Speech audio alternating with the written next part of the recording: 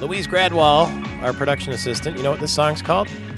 Mike Hughes, you remember this song? No. It's called Music Box Dancer. Ah, great. And you're a dancer, right?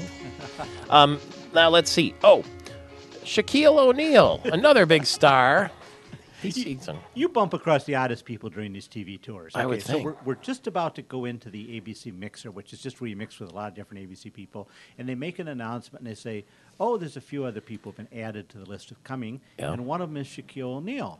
And I'm sitting there thinking, well, gee, I hope he wears a name tag so I know which one he is. You'll know him. Let me tell you, he walks in. First of all, he looked very, very distinguished. He wore a suit coat, a vest, a bow tie. You know, you've ever heard that thing that a bow tie makes a man seem smaller? Yeah. It's not true. He blocks out the sun. He looked very, very big. Envision how big you think Shaquille O'Neal must be in real life. 7'1", 325 pounds. He's bigger than that. Okay, he's a wall. This guy is huge. And he walks in. Fortunately, I spotted him first. I was able to run up and interview him quick one-on-one. Couple of disadvantages. He's a very tall man. He does not lean down. Now, even Conan O'Brien, who's only 6'4.5", will lean down to talk to you. Mm-hmm. Shaquille does not. He stands straight upright and talks very softly. So as you're interviewing him, you're reaching way up to talk to him like this. He's just this, and you're trying to get this like that. After I was done, several other people saw him, and it was just a funny sight. It looked like the Statue of Liberty, kind of all these people reaching their microphones up, trying to get it up to his mouth. Like that. I don't know what would have been tougher, getting run over by the golf cart with Clint Eastwood or Shaquille O'Neal. Which would hurt more? That's right. Those both would have been fun. Just a good question. Kim in Lansing, you're in the air at 888-900-9966. Question for Mike Hughes? Kim, are you there? Yes, I am. What's your question for Mr. Hughes? I'm an avid watcher of Hell's Kitchen, and I was wondering if they were taking it off the air because I noticed that they rushed through it this season, and they're trying to cram that Master Chef on there. I was just wondering if that's what they were going to do, is replace it with Master Chef. Well, that was the end of that. They picked the champion last night, Tuesday night, and so that round is over with, and presumably it'll be back next summer. So beginning next week, Master Chef will be on 2 hours a night. Master Chef's got off to a big start in the ratings.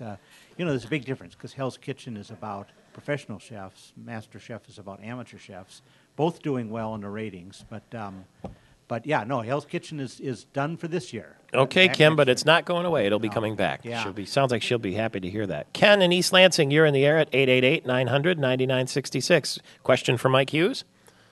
Yeah, I wanted to know if you can say something about the outsourcing program this fall. The Outsource, yeah. It's funny. Some people like that show. I don't particularly, but it has potential. It's a good concept. It's going to be on NBC's Thursday lineup. And what it is about an American who goes to India, and he's the one American, and everybody else is Indian there. I was very Fish out of water. Yeah, I was against it when I first saw it because I thought it was too much playing on India stereotypes. Mm-hmm. But I got to meet a lot of the actors who are Indian American actors, and I really, really liked them. And they talked about the great opportunities the show presents for the whole Indian American acting community. So I'm going to give it a chance. I'll say I didn't like the first episode.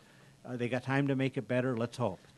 I see a story here that talks about the fact that the big stars are not making as much money as they used to be in the sitcoms and the dramas and all that sort of thing because of the economy. Yeah. The top earning, as I understand it in this article, television star for a drama is Hugh Laurie from House. Oh, good. $400,000 plus. I don't know. I guess it must be per episode. Yeah. So apparently, talent is occasionally rewarded because Hugh Laurie is the best actor in a TV drama. Yeah. Absolutely. Mariska Hargitay is not far behind him with $395,000. And then if you look over at late night talk show syndication, not just late night. Oprah Winfrey obviously is number one. $315 million a year. Going into her last $315 million? Yeah, a year. Oh boy, you should be on TV instead of radio, Michael. I'll tell you. Oh man, I am. Kip Boney just walked in. Did you hear that?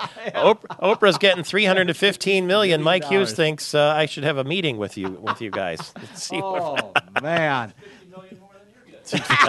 Absolutely.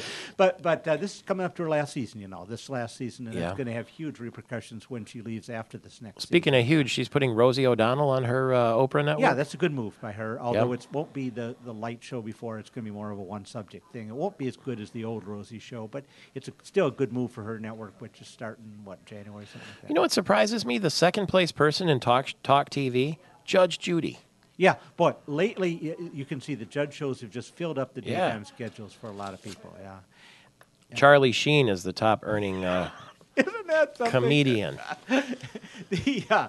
And Ryan Seacrest leads the reality Oh, section. yeah. I love Jimmy Kimmel describing Charlie Sheen. He says he attacks his wife with a knife on Christmas, which you'll remember is Jesus' birthday. And what do they do to reward him? They give him a $2.5 million contract. Yeah, Happy New Year, bad boy. Oh, and here's news. This might apply a little more. The top earning person in television news is Matt Lauer. Okay, yeah. $16 million. Katie Couric, $15 million, although she may not be at CBS much longer. We don't know how that's going to shake out. Well, you're talking about TV cuts back. It cuts back some, but also they had a good year with the ad up front, so they actually are more ambitious this year than last year. Fewer reality shows, more full-budget shows. And Conan O'Brien, when does he start? Soon? In November. Okay, we got to wait. PBS, yeah, 11 o'clock weeknights. Yeah. MikeHughes.tv is where we find you. And newspapers, including the Lansing State Journal. That's right, and LSJ.com. Television viewers, thanks for being with us this morning. Radio listeners, stay right where you are. There's another hour of this. After the news, I'm Michael Patrick Shields, back in a flash.